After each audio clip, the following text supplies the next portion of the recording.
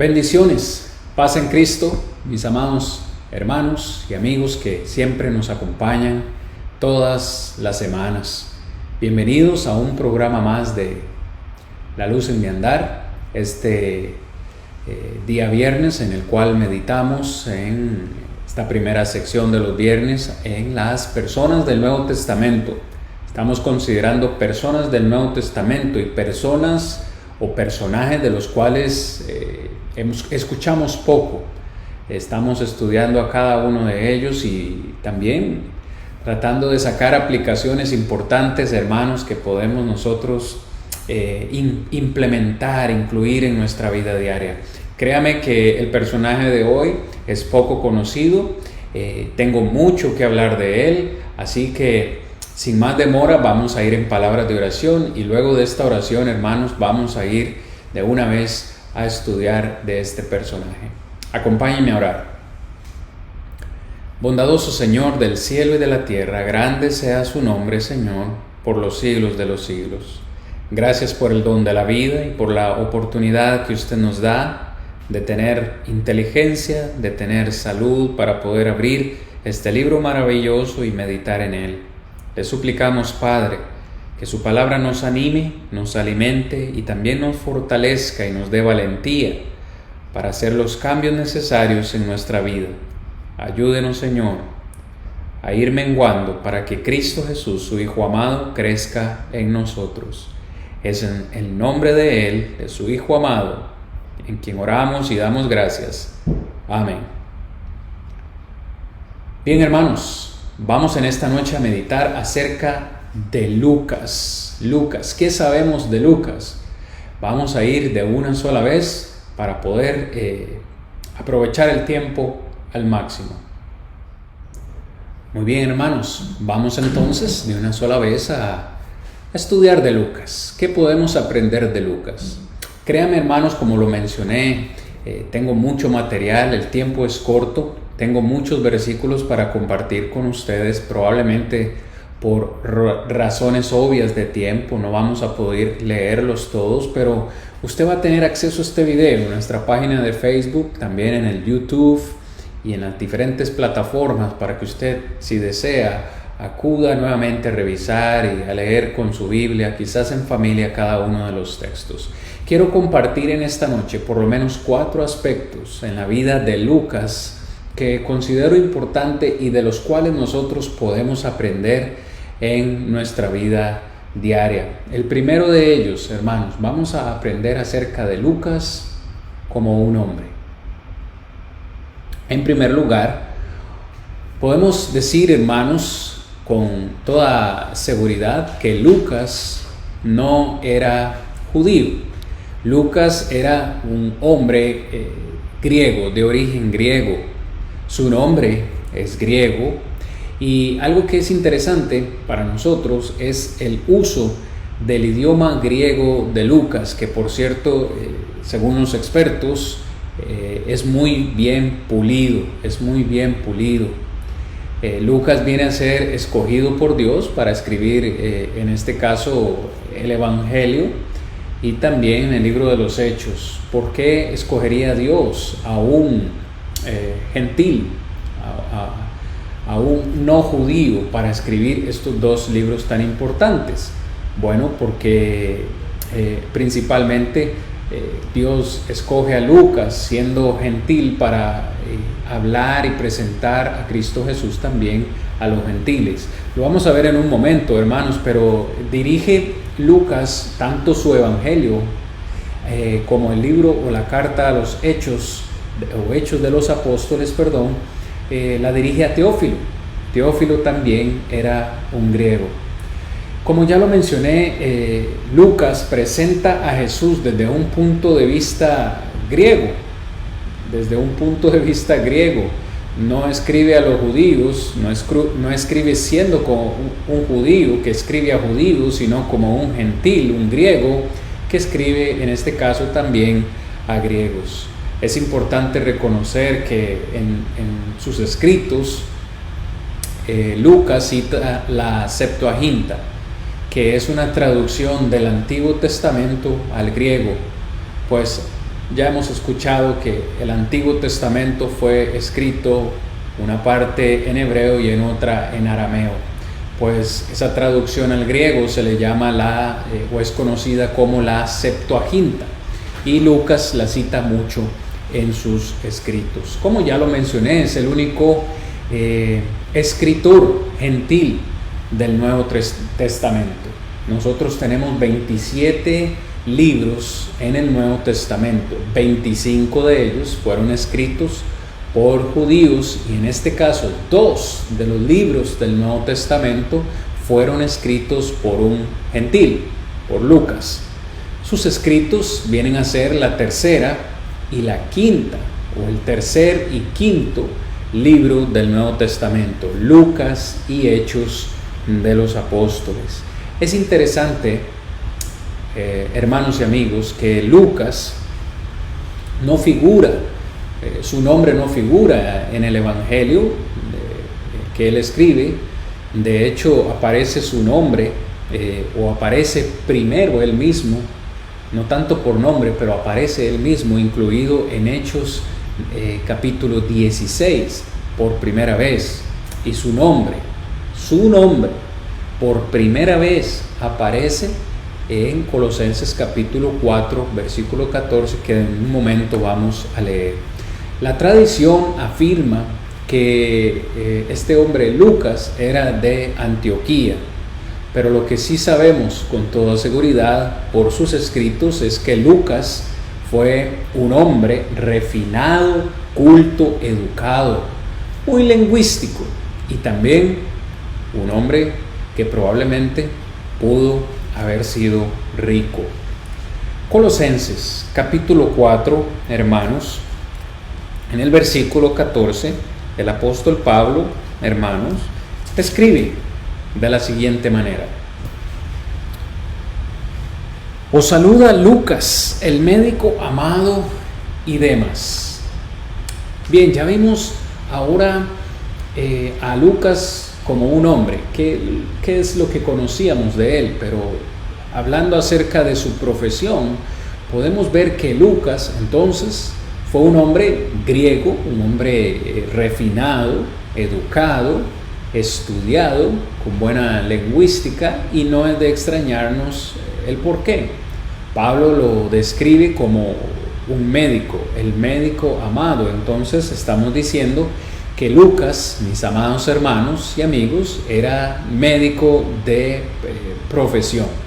¿Okay?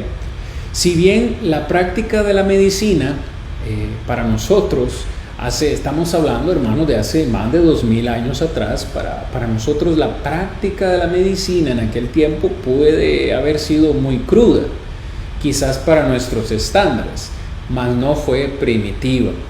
Piense por un momento los grandes avances que han habido en la medicina, que se han obtenido últimamente en la medicina, y cada día la medicina y las tecnologías siguen avanzando, y como hoy en una sala de cirugías, en una sala de operaciones, se hacen trasplantes del corazón, se hacen trasplantes de hígado, se hacen tantos tipos de cirugías con tantos aparatos y artefactos tan tecnológicos que pueden predecir o pueden asegurar cierto tipo de enfermedades tan solo con un escáner, etc. Pero vamos a ver, estamos hablando de hace 2000 años atrás. ¿Cómo era la medicina hace 2000 años atrás?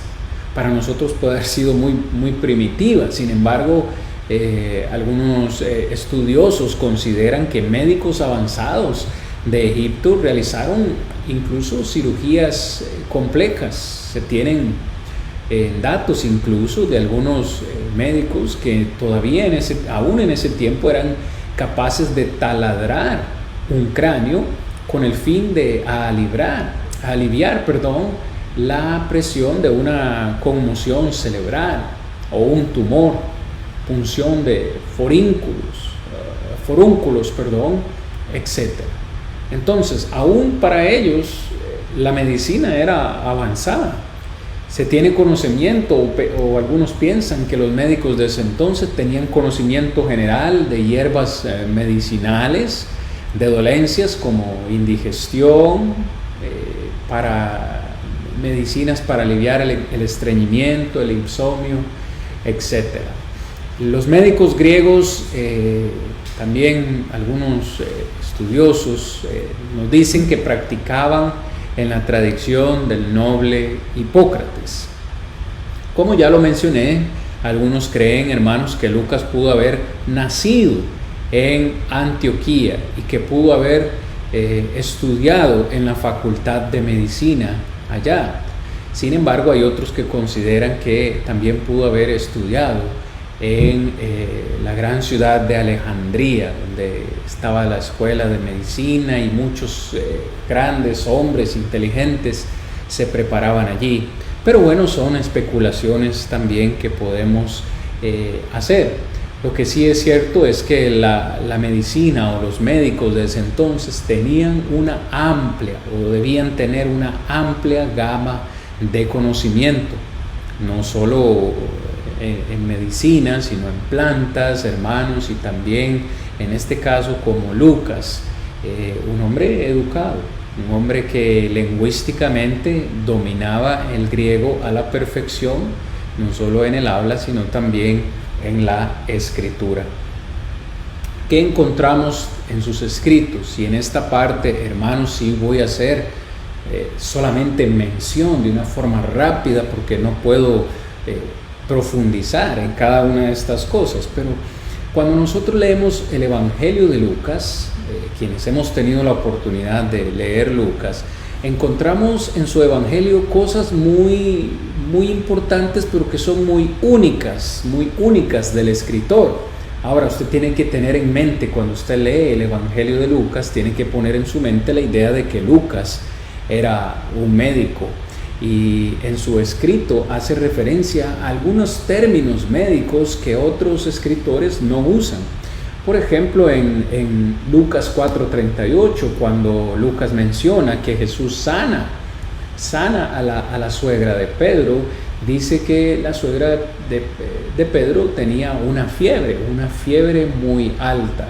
Y cuando usted analiza el texto, el idioma original, se da cuenta, o podemos darnos cuenta al estudiar esto, que está haciendo referencia a un término médico, ¿no? Una fiebre realmente alta. El hombre lleno de lepra en Lucas 5:12, o los 10 leprosos en Lucas 17:12, también lleva enfáticamente un término ahí médico. En el capítulo 21, verso 34 de Lucas, que quiero leer con ustedes, hermanos, porque sí quiero leer algunos textos también. Lucas hace referencia a una palabra griega que significa pesado en el capítulo 21, versículo 34. Dice así: mirad también por vosotros mismos y por vuestros que vuestros corazones, no se carguen, ese término, carguen, no se carguen de glotonería y embriaguez y en los afanes de esta vida, y venga de repente sobre vosotros aquel día. Ese término que aparece ahí, cargado de glotonería, es el término que nosotros usamos popularmente. Algo me cayó pesado. Esa pesadez que sentimos en el estómago cuando comemos algo en demasía, o algo que nos cayó mal al estómago, decimos nos cayó pesado. Pues es un término que Lucas usa acá para referirse a la glotonería, ese exceso de comida, y también a la embriaguez. Un término también usado para angustia y náuseas. Cuando Lucas habla acerca de los paralíticos, siempre usó el término médico para referirse a los paralíticos. Lucas 5:18, en el verso 24. El flujo de sangre estancado, en Lucas 8:44. Dígame si un médico no iba a tener conocimiento. Y cómo Lucas describe que esta mujer tenía ya 12 años de padecer de esta enfermedad, y que había tratado todo, había gastado en médicos, había gastado de todas formas para curar su enfermedad y no había podido. Algo que solamente el escritor Lucas, siendo médico, podía conocer. Me interesa o me llama bastante la atención en Lucas capítulo 9, versículos 38. Hermanos, Lucas 9:38 es un término también médico que solo lo podemos ver cuando analizamos el idioma original. Lucas dice en su evangelio, en el capítulo 9, versículo 38, por cierto, cuando Jesús se le ruega sanar a un hombre endemoniado, en el verso 38, he aquí un hombre de la multitud clamó diciendo, Maestro, te ruego que veas a mi hijo, pues es el único que tengo. Lucas describe esta situación en la cual un hombre viene a pedir ayuda a Jesús, un hombre que tiene a su hijo endemoniado y le dice, te ruego que veas a mi hijo. No es lo mismo que nosotros decimos cuando llevamos a nuestros hijos al doctor o nosotros mismos, doctor, vine para que me vea. Ese término vea o mira a mi hijo trae a la idea un examen médico para ver la condición de un paciente. Nosotros vamos donde un médico para que nos vea, nos revise, sea el estómago, sea cualquier otra afección que tengamos. Ese término ahí es médico, para que veas a mi hijo. Cuando Lucas dijo en el capítulo 18, 25, un camello pase por el ojo de una aguja, algunos han analizado la palabra aguja y han concluido que se refiere a una aguja de tipo quirúrgico, ¿no? De las que se usan en medicina, y ese ojo es el agujero en el cuerpo de esa aguja. En el capítulo 11, versículo 46, dice Lucas de la siguiente manera, y os digo, ay de vosotros también, intérpretes de la ley, porque cargáis a los hombres con cargas que no pueden llevar, pero vosotros ni aun con un dedo las tocáis. Esa expresión, tocar con los dedos, término médico también que hace referencia a cuando los doctores, ¿no?, examinan y nos tocan con las manos. Interesante. Todos hemos escuchado probablemente también en Lucas capítulo 22, verso 44, como Lucas describe a Jesús en el Getsemaní angustiado a pocas horas antes de morir, y cómo sus gotas eran como, su sudor eran como gotas de sangre que salían o que caían, a tierra. Ese estado, ¿no? Dicen los expertos, dermatidrosis, es el término médico, es lo que está describiendo Lucas en esta ocasión. Lucas es el único que nos menciona exactamente que fue Malco quien cortó la oreja derecha que fue Pedro, me corrijo hermanos, que fue Pedro quien cortó la oreja derecha de Malco, y cómo Jesús recoge literalmente esa oreja del suelo y nuevamente la puso en su lugar y la sanó. Es que a veces nosotros tenemos que prestar atención a los detalles que cada uno de los escritores nos da en el Nuevo Testamento. Usted imagina esa escena realmente a Jesús, es increíble, ¿no? El milagro, pero cómo Jesús toma del suelo, recoge la oreja que Pedro le había cortado al soldado y cómo la puso en su lugar y la sanó. Término médico, realmente alguien que probablemente se maravilla como médico, cómo ese milagro pudo haber sucedido. Instantáneamente Jesús llegó y colocó la oreja en su lugar y como que nada hubiera pasado. Es realmente increíble. Encontramos a un médico de profesión, hermanos, sirviendo al Señor. Seguramente Lucas atendió las necesidades médicas de Pablo a través de sus naufragios, a través de sus palizas, de sus encarcelamientos, etc. Pablo describe cada una de sus pruebas en 2 Corintios capítulo 11, naufragios, hambres, enfermedades.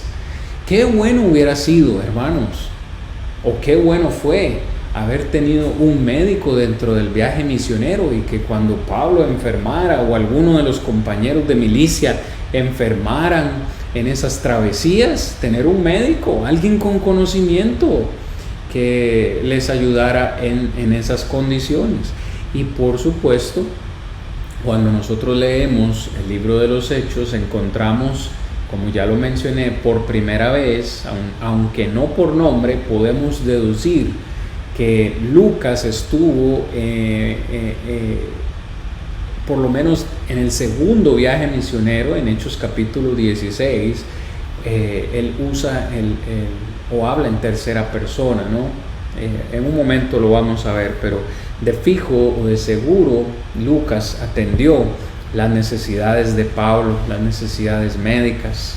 Según Plinio, un escritor del primer siglo, la práctica de la medicina fue la más lucrativa de todas las profesiones de su época. Vea usted qué interesante.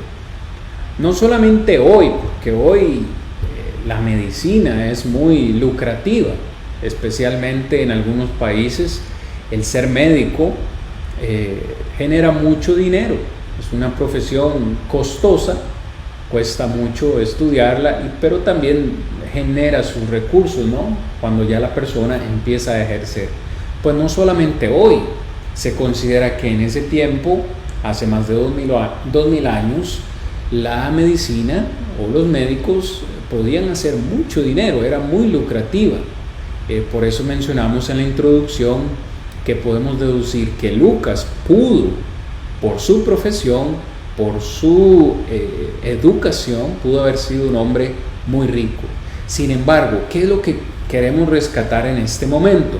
Bueno, que Lucas, siendo médico, tenía vocación de médico, pero también lo encontramos sirviendo al Padre Celestial, sirviendo a los hermanos.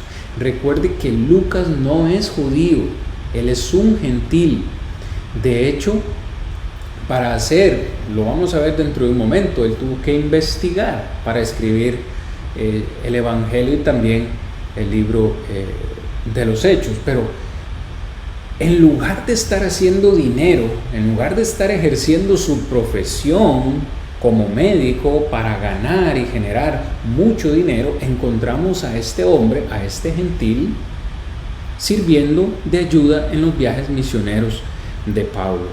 Lucas, entonces, vemos que se sacrificó considerablemente para usar su ocupación como médico por su vocación, como un ministro cristiano dispuesto a sufrir dificultades implacables para servir a Dios.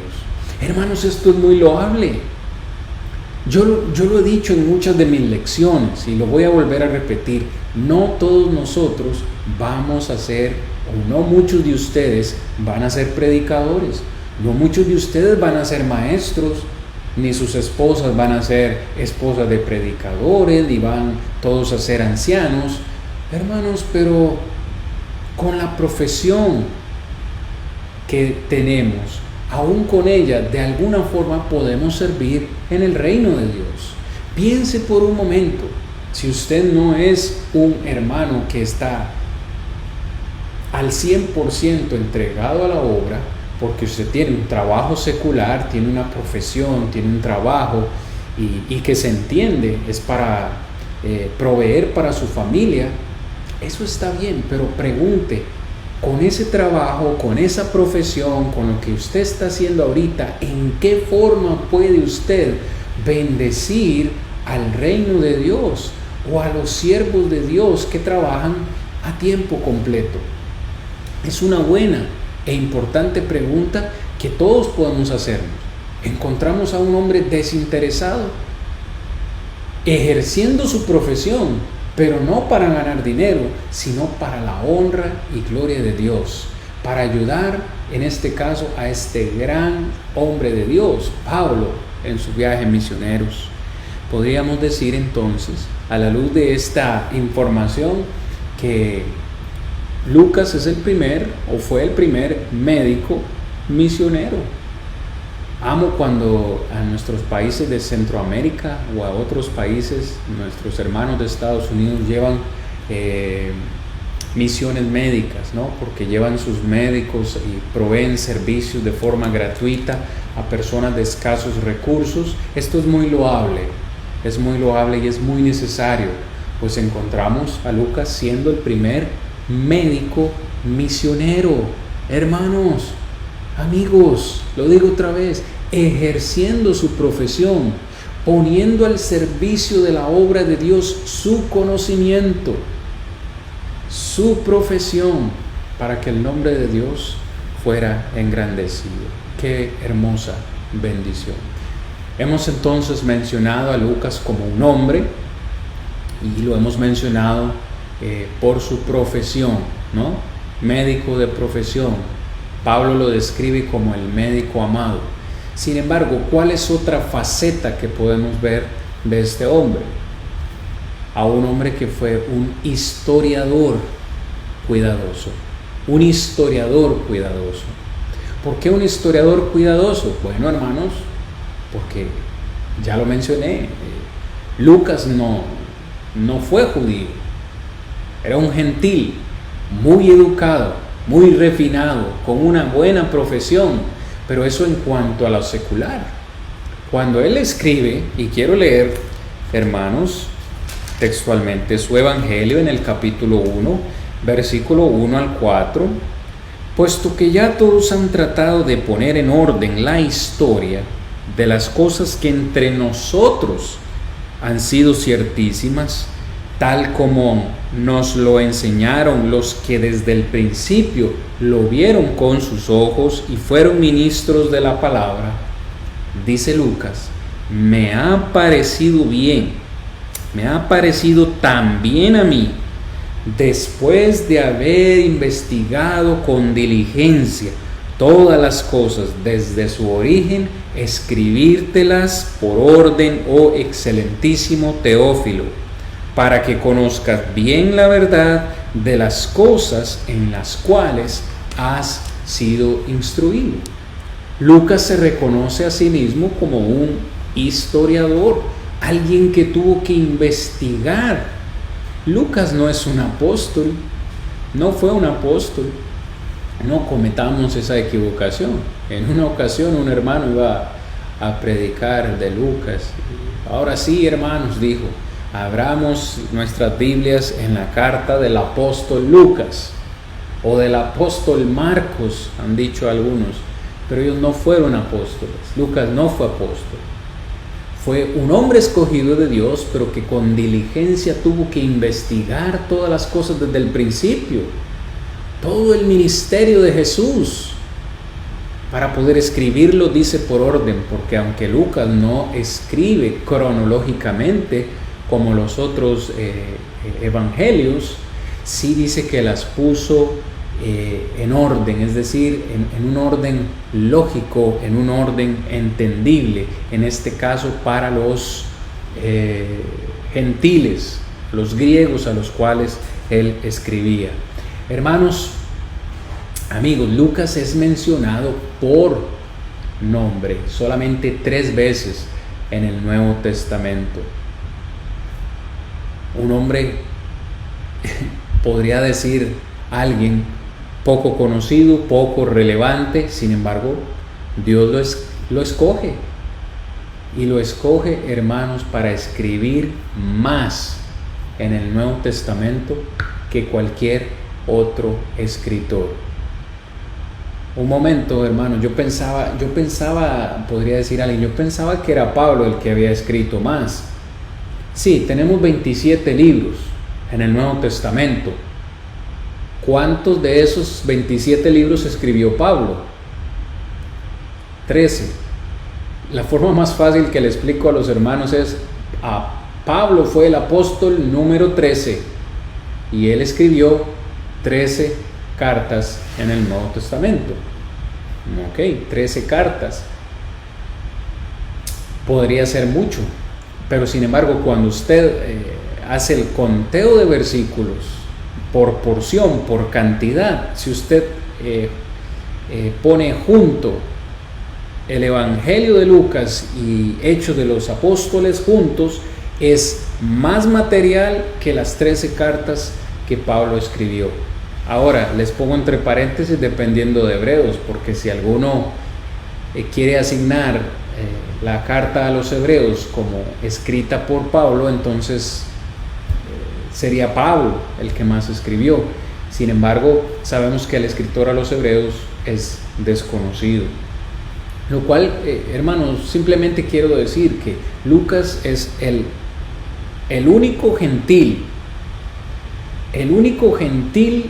que escribió en el Nuevo Testamento, un escritor gentil para lectores gentiles, un hombre escogido por Dios para escribir tal magnitud. Y nos damos cuenta que Lucas, como gentil, explica los asuntos judíos más simples.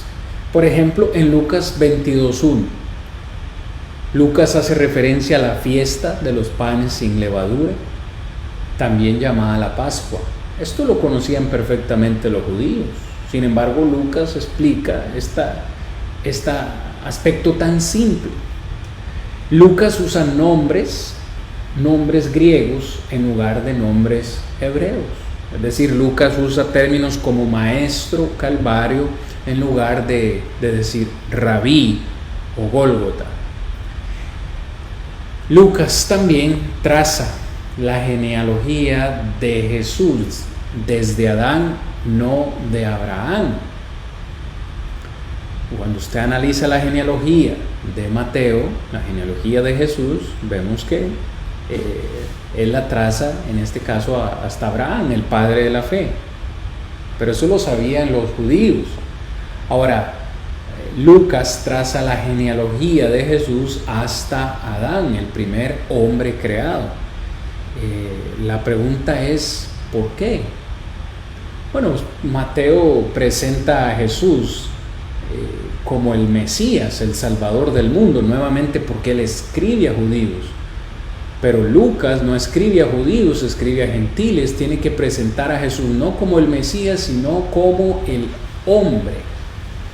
hombre perfecto de Dios. No solo como el hombre, sino como el hombre perfecto de Dios. Lucas 19:10, por ejemplo.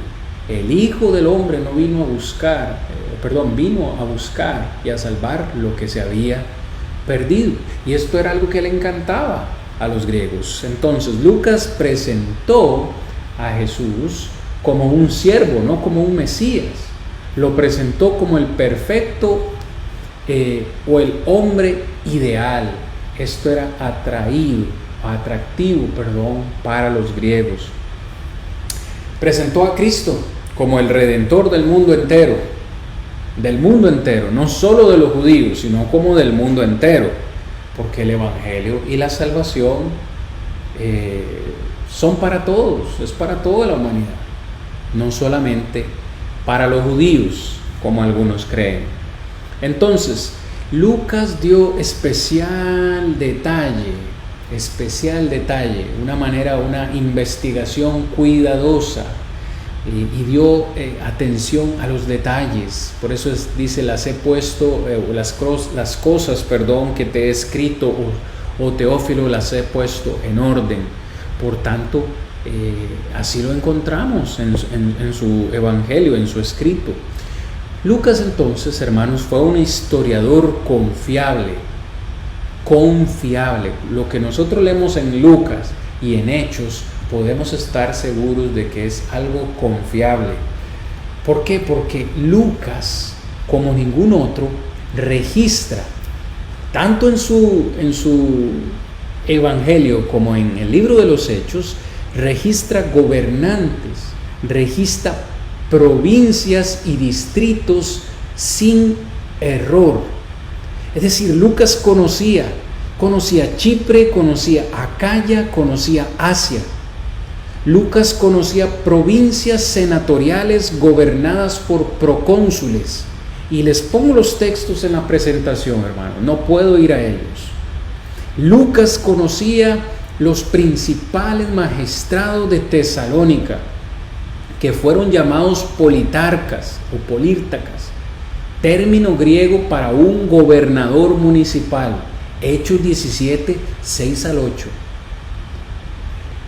Él conocía los líderes de Éfeso de aquel tiempo, que fueron asiarcas, este término asiarcas, en Hechos 19, 31. Lucas menciona en el libro de los Hechos por lo menos 110 personas, y cada persona de las cuales Lucas menciona se encuentran en el momento y en el lugar donde deberían estar. La historia de Lucas no tiene igual en cuanto a confiabilidad. A esta conclusión llegó William Ramsay, quien pasó por lo menos 34 años, hermanos, probando la fiabilidad histórica de Lucas, que algunos han querido desacreditar, ¿no? Que el hecho de no ser judío, que no se puede confiar mucho en los escritos de Lucas, pero es tan detallista, dando nombres de personas, dando nombres de ciudades, dando nombres de los puestos que estas personas tenían, que este hombre de verdad tuvo, hermanos y amigos, que investigar a profundidad. Piense por un momento en el Antiguo Testamento. ¿Cuántos libros de historia hay en el Antiguo Testamento? ¿Cuántos libros de historia? Por lo menos 12, desde Josué hasta Esther. Por lo menos 12. Ahora, ¿cuántos libros de historia hay en el Nuevo Testamento? En el Nuevo, solamente uno. En este caso, el libro de los Hechos, escrito por Lucas. Tenía este hombre, este historiador, gran dominio del idioma griego. Algunos han pensado que los primeros 4 versículos del Evangelio de Lucas, que hace un momento leímos, se consideran el griego más puro del Nuevo Testamento, escrito en perfecta estructura literaria. Él, Lucas, es el escritor que tiene el vocabulario más amplio en el Nuevo Testamento, más que cualquier otro escritor. Se dice que usó por lo menos 800 palabras que no aparecen en ningún otro libro del Nuevo Testamento. Muchos han llamado al Evangelio de Lucas el libro más hermoso jamás escrito. Lucas también ofrece un vistazo de inspiración. ¿Por qué? Él mismo afirma, hermanos, no ser un testigo ocular de todas las cosas en el Evangelio o en vida de Jesús, pero sí que él fue testigo de algunos eventos en el libro de los Hechos, como ya lo mencioné, siendo médico y estando presente en algunos viajes del apóstol Pablo. Casi 1/3 de su Evangelio es peculiar, o sea, que no encontramos en ningún otro evangelio. Lucas escribe cosas muy particulares que ningún otro escritor menciona. Muy bien, hemos hablado de Lucas como un hombre, hemos hablado de Lucas como el médico que era de profesión, hemos mencionado al historiador cuidadoso que fue, y ahora quiero que veamos a Lucas como un humano compasivo en el tiempo que nos falta, hermanos. De lo que podemos aprender de Lucas, aprendemos de él como teniendo un carácter y un corazón tierno, por la forma en la que presenta a Jesús y el estilo de sus escritos, orientados a personas. Sí, la escritura de Lucas fue más que cualquier otro orientado a personas. Al llamar la atención sobre la humanidad de Jesús, muestra su compasión. Era necesario para Lucas presentar a Jesús como humano, el hombre perfecto de Dios, ese que redimiría al mundo. Y mientras hacía esto, pudo presentar a Jesús como compasivo. Lucas, más que nadie, déjeme repetirlo, Lucas, más que nadie, muestra preocupación por las mujeres. Les dejo toda esta gran lista, hermanos, que me encantaría en detalle considerarla con ustedes, pero por cuestiones de tiempo no podemos. Lucas menciona a Elizabeth, a María, la madre de Jesús, a Ana, la viuda de Naín, la mujer pecadora que unge a Jesús, a María Magdalena, Juana, Susana, la mujer con problemas de sangre, Marta, María, la mujer que habló a la multitud, una anciana que se inclinó, la mujer buscando la moneda perdida, la viuda persistente, la viuda que dio 2 blancas, las mujeres que lloraron por Jesús, las mujeres en la cruz, las mujeres en la tumba. Ahí están cada uno de los textos. Dio especial atención a esas mujeres en su escrito. Pero no solamente a mujeres, hermanos, muestra también preocupación por los niños. El hijo de la viuda de Naín, la hija de Jairo, el joven poseído por demonios. Vemos cuando también Jesús bendice a los niños. Pero también mostró Lucas preocupación por los pobres. Nos escribe acerca del pobre que recibe cosas buenas, que el evangelio es para los pobres, la bendición para los pobres, dar a los necesitados, evangelio predicado a los pobres, cómo se invita a los pobres a una fiesta, la exaltación del pobre Lázaro en Lucas capítulo 16. Pero, hermanos, la lista no termina ahí. Lucas muestra especial preocupación por los marginados sociales y escribe de ellos. El ungido por una pecadora, Cristo Jesús, ungido por una pecadora inmoral. Lucas es quien nos menciona acerca de los samaritanos. Lucas nos habla de pobres, de mutilados, ciegos, invitados a una fiesta. Nos habla de recaudadores de impuestos y pecadores. Nos habla del hijo pródigo, la gran historia del hijo pródigo. ¿Por quién es contada? Por Lucas. Los 10 leprosos que son limpios. Nos habla de los publicanos que eran marginados. Nos habla de Zaqueo. ¿Quién es quien nos habla de Zaqueo? Del ladrón, de la conversación que Jesús tiene con el ladrón en la cruz. En todo el evangelio de Lucas está el espíritu de la misericordia y un llamamiento a los pecadores. Lucas, hermanos, también pone mucho énfasis en la oración y la vida de oración de Jesús. Espero usted pueda tomar tiempo, hermano, de repasar la presentación y de analizar cada uno de los versículos, porque es bastante edificante para nuestras vidas.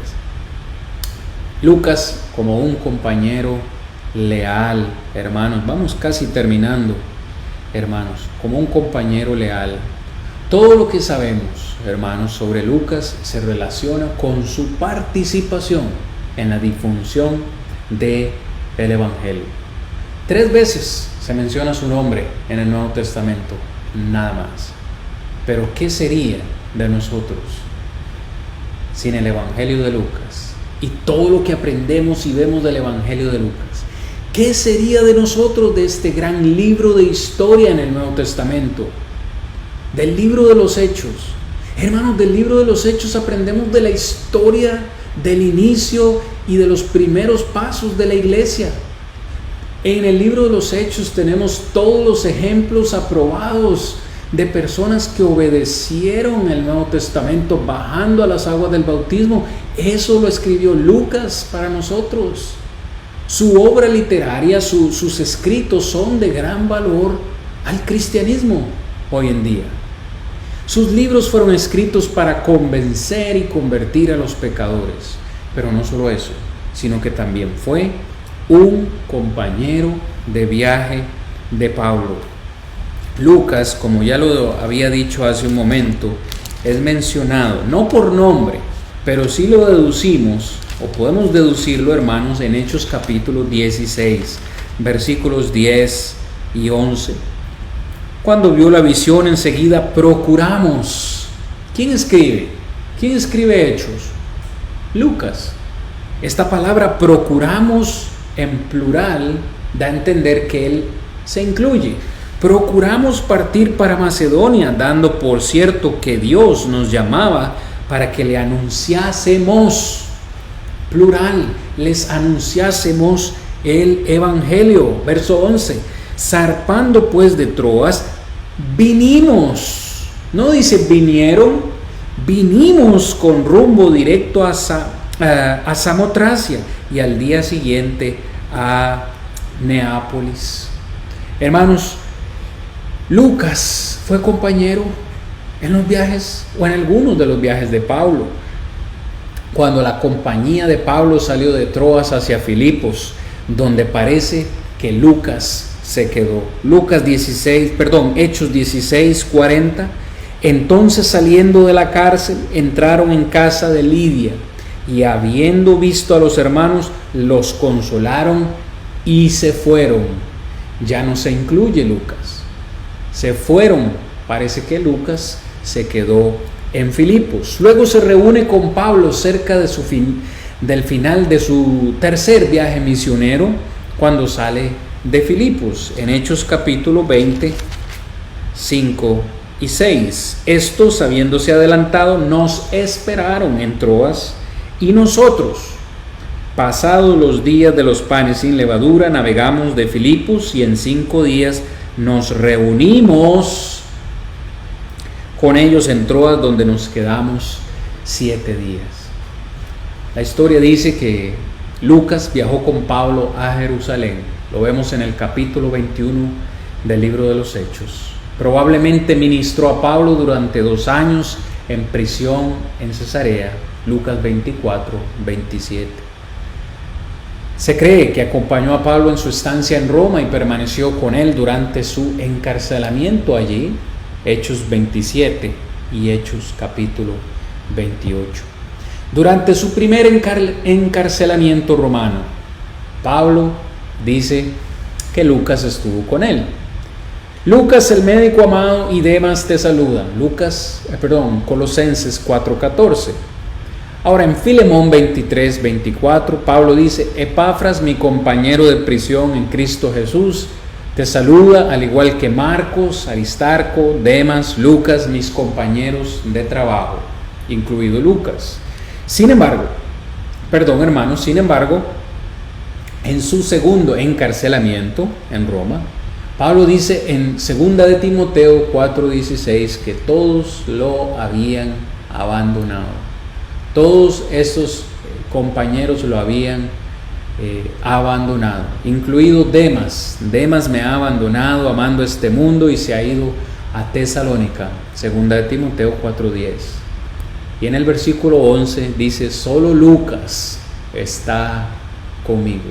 Solamente el médico amado, este hombre que renunció a ganar dinero con su profesión y que decidió servir a Dios y servir a Pablo por el bienestar de la iglesia, por el bienestar, por escribirnos, por escudriñar, estudiar, investigar, hacer de historiador y dejarnos a nosotros estos escritos. Ese hombre fue el único que no abandonó a Pablo mientras estuvo preso por ahí. Solamente Lucas está conmigo. Lo cual, hermanos, nos sigue invitando a pensar: ¿somos realmente nosotros compañeros fieles? ¿Pueden nuestros hermanos confiar en nosotros? ¿Saben nuestros hermanos que a pesar de las situaciones siempre vamos a estar ahí? ¿Cuándo fue la última vez que usted acompañó a su predicador? Hermanos, los predicadores también lloran. Los predicadores también sufrimos. Los predicadores también tenemos problemas. También tenemos familia. Los siervos de Dios también enfermamos. Y a veces es bueno saber que tenemos compañeros fieles que nos entienden y que nos acompañan en el ministerio, que siempre van a estar ahí para apoyarnos. Si usted es uno de esos que trabaja y tiene profesión y no puede entregarse por completo a la obra, hermano, esté ahí cerca de su predicador, no le abandone. Hermanos, este es el trabajo más estresante que una persona pueda tener. Se dice que los predicadores sufren más de estrés más que cualquier otra profesión. Y en ese momento en que Pablo se vio solo, preso en Roma, a punto de morir, Lucas, el médico amado, siempre estuvo con él. Hermanos, solamente 3 versículos se mencionan a Lucas en el Nuevo Testamento, pero Lucas estuvo dispuesto a estar ahí siempre para Pablo. Compartió con Pablo tenacidad, dedicación duradera. Compartió una devoción inamovible, nada lo movió. Una compasión tierna por Pablo, por el ministerio, por Cristo. Un desinterés al ofrecer su profesión para el servicio de Cristo Jesús. Encontramos a Lucas con una fuerza, una fortaleza en su fe, una fuerza en su amor, un profundo compromiso con Cristo, un objetivo común con Pablo, entendiendo que su hogar estaba en los cielos, su hogar celestial, pero también una determinación sincera para permanecer fiel a Dios, un deseo resuelto de llevar el Evangelio a todos. Ese es Lucas, y eso es esta lista que está aquí al final, es lo que podemos nosotros aprender de Lucas. Créame, tiempo nos faltaría para aprender y estudiar más acerca de Lucas en cada uno de sus escritos, pero lo que hemos mencionado en esta noche nos hace reflexionar de las cosas que nosotros podemos hacer y podemos seguir haciendo en el ministerio, en la causa de Cristo. Hermanos, se me acabó el tiempo por esta noche. Les agradezco su atención y les ruego me disculpen si me he extendido mucho en esta lección del día de hoy. Como lo dije, tenía bastante material que no he podido cubrir por completo. Sin embargo, hermanos, espero que lo que hemos compartido le haya servido a su vida espiritual. Nos encontramos, Dios mediante, la próxima semana para estudiar una persona más del Nuevo Testamento. Que estén bien hasta entonces, hermanos. Bendiciones.